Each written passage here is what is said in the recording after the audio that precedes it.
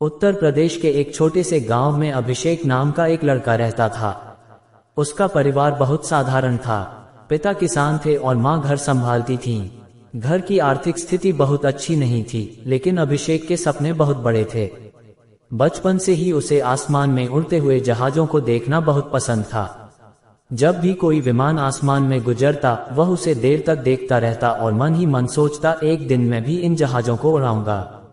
गांव के लोग अक्सर उसके इस सपने का मजाक उड़ाते थे।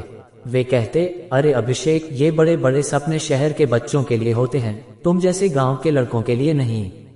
लेकिन अभिषेक ने कभी उनकी बातों पर ध्यान नहीं दिया। उसके अंदर एक आग थी, कुछ बड़ा करने की, अपने परिवार का नाम रोशन करने की। अभिषेक पढ़ाई में ठीक ठाक था, लेकिन उसे मेहनत करना आता था।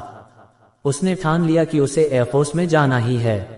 जब वह 10वीं कक्षा में था, तब उसने पहली बार एयरफोर्स के बारे में विस्तार से जाना। उसने पता लगाया कि इसमें भर्ती होने के लिए शारीरिक फिटनेस, लिखित परीक्षा और मेडिकल टेस्ट पास करना पड़ता है। ये सब आसान नहीं था, लेकिन अभिषेक ने हार मानने का नाम ही नहीं लिया। हर सुबह वह 4 बजे उठता और दौड़ने निकल जाता। गांव के कच्चे रास्तों पर दौड़ते हुए वह खुद को मजबूत बनाता। शुरू में उसे बहुत थकान होती थी, पैरों में दर्द होता था, लेकिन उसने कभी हार नहीं मानी। धीरे धीरे उसकी स्टेमिना बढ़ने लगी। वह रोजाना पुशअप्स, पुलअप्स और अन्य एक्सरसाइज करता था। इसके साथ साथ उसने अपनी पढ़ाई पर भी ध्यान देना शुरू किया। गांव में अच्छी कोचिंग की सुविधा नहीं थी, इसलिए उसने खुद ही किताबों से पढ़ाई शुरू की। वह लाइब्रेरी से किताबें लाता और घंटों पढ़ता रहता। कई बार बिजली चली जाती तो वह लालटेन की रोशनी में पढ़ाई करता था। एक दिन उसके पिता ने उससे कहा, बेटा, अगर तुम सच में कुछ बड़ा करना चाहते हो तो पूरी मेहनत से करो। हम गरीब जरूर हैं, लेकिन तुम्हारे सपनों के बीच कभी नहीं आएंगे। ये सुनकर अभिषेक की आंखों में आंसू आ गए, लेकिन साथ ही उसका हौसला और भी मजबूत हो गया। समय बीतता गया और आखिरकार वह दिन आ गया जब एयरफोर्स की भर्ती निकली। अभिषेक ने तुरंत आवेदन किया। अब असली परीक्षा शुरू होने वाली थी। वह दिन रात तैयारी में जुट गया। पहला चरण था लिखित परीक्षा। परीक्षा का दिन आया तो अभिषेक थोड़ा घबराया हुआ था, लेकिन उसने खुद को संभाला और आत्मविश्वास के साथ परीक्षा दी। कुछ हफ्तों बाद जब रिजल्ट आया तो वह पास हो चुका था। यह उसकी पहली जीत थी। अब बारी थी फिजिकल टेस्ट की। ये सबसे कठिन चरण था। हजारों लड़के मैदान में आए थे। सभी का सपना एक ही था, एयरफोर्स में भर्ती होना। अभिषेक ने पूरी ताकत लगाई। उसने दौड़, लंबी कूद और अन्य सभी टेस्ट पूरे जोश के साथ दिए। उसकी मेहनत रंग लाए और वह इस चरण में भी सफल हो गया।